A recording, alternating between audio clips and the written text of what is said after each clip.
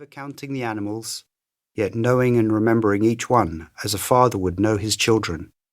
And as the last slow old cows were driven in and the 5 gates were closed for the night, a far-off yodeling announced the approach of the young warriors returning from their day's adventures, calling and singing to warn the women they were coming and for the little wicker gate to be left open.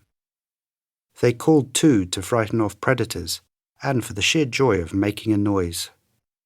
The young girl, Singira, sat on her haunches and fiddled with the fire, hearing the distant cries of the Morans, but not the closer commands of her mother. The women, crouched among the cattle, sang to their cows to let down their milk, hungry wet calf muzzles nudging away the fingers for their share. "Bring the guest calabashes," Singira's mother called again sharply. The girl rose to her feet to run into her mother's hut, picking up a pair of calabashes and taking them to her where she squatted beside the cow. "Have the visitors come?" Singira asked. "You will have to open your eyes and wake up, my girl. You will never have lovers among the Morans like other Nditos, unless you stop dreaming and playing with young boys who are uncircumcised and dirty. Look at you. Already your breasts are swelling and soon your blood will flow. Yet other girls your age have 10 or more Morans seeking their favours, while you waste yours on Laonis." Singira's mother stood up with a full gourd of milk and nodded to the girl who held the guest calabashes ready to be filled. "Hold them steady while I pour." The girl did as she was told, hoping her mother had forgotten her nagging, but she had not quite finished. "It comes from your bad breeding." And with that last stricture, the woman walked ahead to her hut. In truth, she was more fond of her adopted daughter than of her own, loving Singira since the day, as a small child, not for rainy seasons old, she had been brought home as a prize captured in a raid on the Sukuma tribe.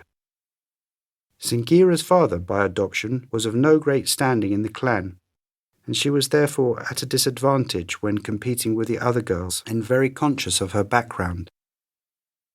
Inclined to shyness but obedient and hard-working, she was growing into a beautiful girl, although she had not yet attracted the attention of anyone of importance, only the young uncircumcised boys paying her court away from the eyes of the elders.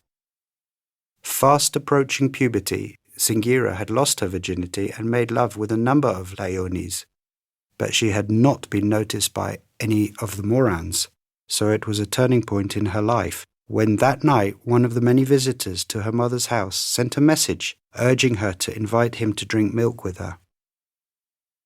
He was a young Moran from a neighbouring Manyata, tall and handsome, and Singira became very excited.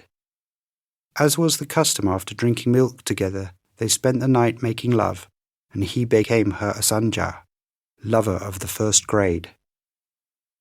Singira had loved with such wild gratitude and passion that word soon spread, the young Moran extolling her beauty and skill to all who would listen, and she was soon in great demand, with Morans competing for her favours, so much so that she became the most popular Indito in the nearby Moran Manyata. When one of her lovers, a young man called Lereyonga, discovered she was not betrothed, he asked her father to arrange a match with her family. This was done, and the usual slaughter of an ox took place, with the large quantities of honey beer being drunk by the elders in celebration. But Singira, although now betrothed, continued to see her lovers as and when she pleased. One of her Ansanjars asked her to accompany him to the new warrior Manyata being built near Obosimuru. It was quite unusual for girls to go to the Manyatas with their favourite Morans, sometimes alone but often with older women, perhaps aunts or grandmothers who acted not as chaperones but rather as teachers, instructing the girls in house building and looking after the Morans, seeing they did not spend all their time making love and playing, although love-making and the arts involved were encouraged. For nearly 2 years, Singira enjoyed the happiest and most satisfying time of her life, blighted only when she found herself to be pregnant. She reported this fact to her mother, who made arrangements for her immediate circumcision and marriage to her betrothed. Lereyonga's father tried extremely hard to reduce the bride price in view of Singira's pregnancy, but as her condition